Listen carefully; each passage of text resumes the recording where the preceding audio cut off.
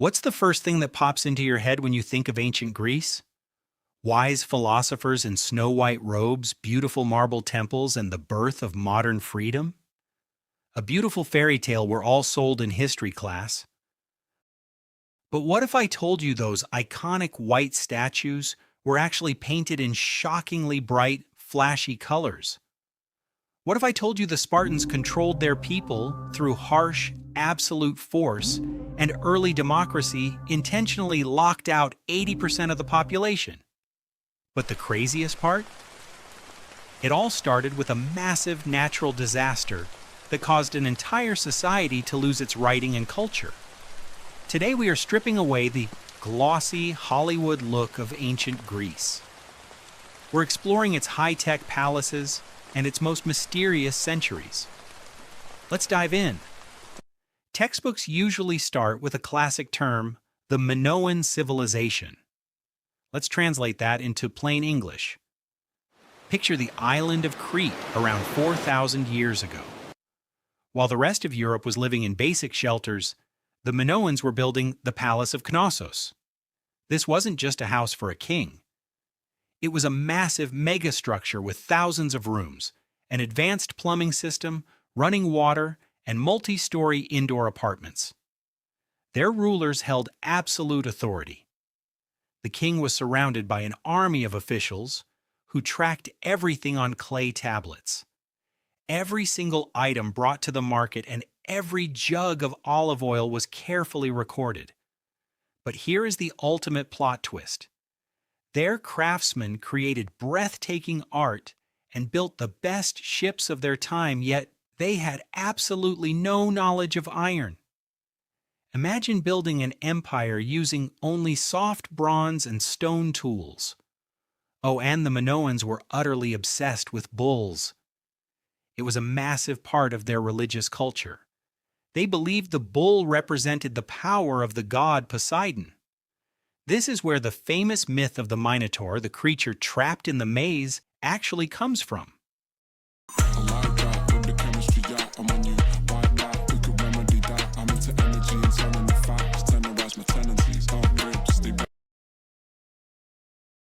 Fun fact, when regular Greeks first saw the crazy, confusing Palace of Knossos, they literally called it a labyrinth. They even had a dangerous sport where young performers would sprint at a charging bull and flip over its horns. One wrong move, and the game was over. The Minoans were wealthy, powerful, and controlled the entire sea. They felt untouchable. But nature had other plans. Around 1500 BC, on the nearby island of Thera, which you probably know today as Santorini, a massive supervolcano woke up. The explosion was catastrophic. The island was literally split apart. It blasted billions of tons of ash into the atmosphere, blocking out the sun and triggering a global climate shift. But the most intense part? The massive wave. A wall of water as tall as a skyscraper slammed into Crete within minutes. It completely neutralized the Minoan fleet, their only line of defense. Earthquakes leveled the palaces, and fires finished the job. The greatest empire of the time didn't fall to rival armies. It was undone by the planet itself.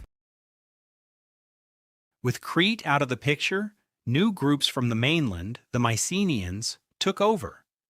These are the legendary figures who supposedly fought in the Trojan War. But their glory days didn't last long either.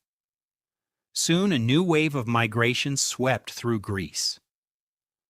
And this is where the region plunges into what historians call the Dark Ages. Why dark?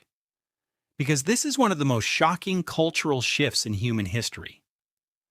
Imagine a society that built massive palaces, engineered water systems, and had an advanced writing system, and then, within just 2 generations, completely loses the ability to read and write. Cities were ruined, culture was lost. People abandoned their stone homes and moved into tiny, basic villages. For 300 years, Greece went completely silent. 0 written records exist from this era. It was total historical amnesia. But the Greeks weren't down for long. Around the 8th century BC, society rebuilt itself. They created a new writing system by borrowing the Phoenician alphabet.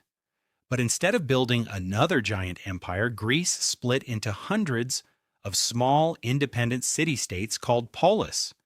The most famous ones? Athens and Sparta.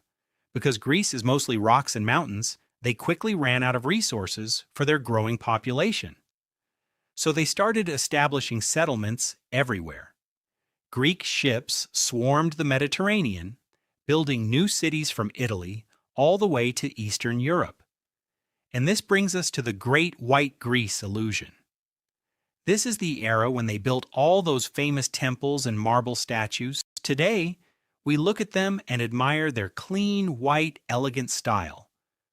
But it's not the whole story. The ancient Greeks loved vivid colors. Every single statue and temple was covered in bright reds, blues, and rich yellows.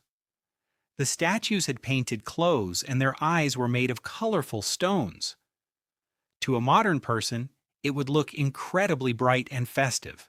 The only reason they are white today is because thousands of years of weather washed the paint away. And later, historians actually cleaned off the remaining colors just to make the history fit their own ideas of classic beauty. Finally, let's talk about the Golden Age. The era of freedom, right? Well, let's look at the fine print. Athens loved bragging about its system, but only free, adult male citizens could participate. Women, foreigners, and the massive working class, who made up about 80% of the city, had zero voice. And if a leader became too popular, they used a system called ostracism.